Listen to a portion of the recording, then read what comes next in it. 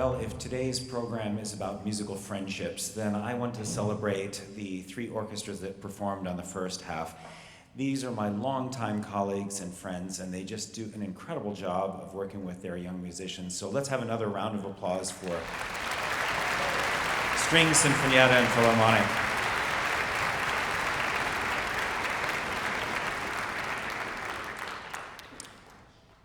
So the first piece on our portion of the program is the Second Symphony of Jean Sibelius. We'll be playing only the first movement. This piece was written in 1901, so it's 124 years old. How is that possible? It's weathered better than I have. It's still fresh and young, and it was inspired by Sibelius's trip to Italy. And I can't quite figure out the connection, but he was really inspired by Mozart's Don Juan or Don Giovanni. And this may be the sunniest piece in his symphonic catalog. And it's set in D major, it's happy, which is unusual for Sibelius, who's usually dark and brooding. And so it has become one of my favorite pieces, and I think you're going to see why.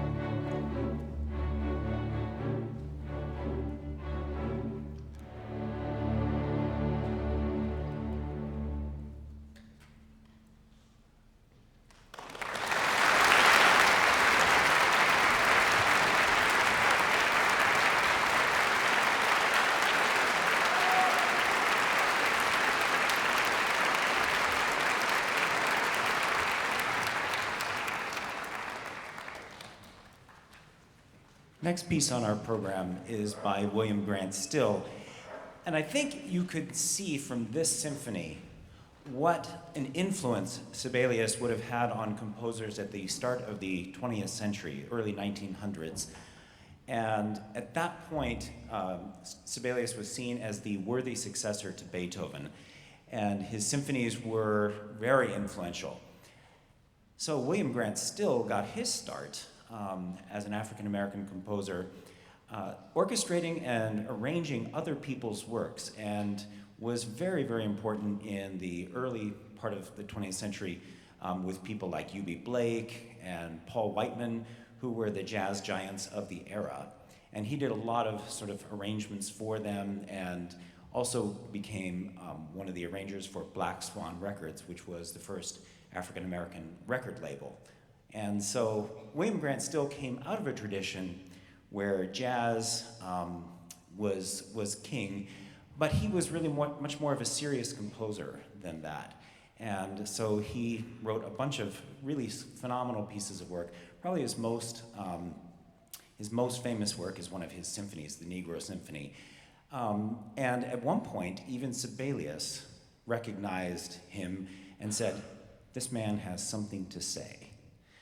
Well, if William Grant Still went his own way in the same way that Sibelius did, he was very touched by Sibelius's music, and in 1965 he composed the piece that you're about to hear, the Threnody for Jean Sibelius. And a threnody is a tribute or a kind of a lament. And so this work, being written 100 years after Sibelius's birth, is to celebrate that, but it's also to mourn his passing, because Sibelius passed about 7 years before this piece was written. And it's a beautiful piece of music that you'll find a funeral march in it, you'll find some elements of spirituals, but much more than that, it's just incredibly moving, and I think it explains what some composers have, the influence composers have had on people that have followed them, and this is a perfect example.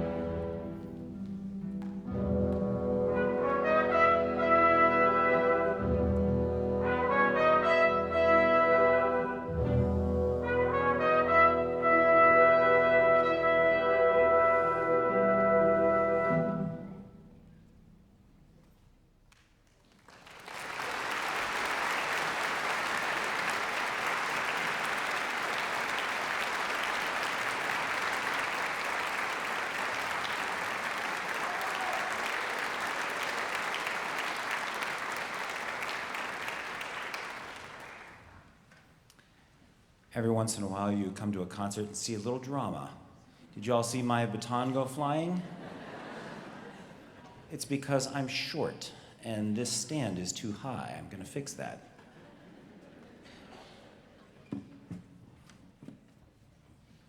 Better.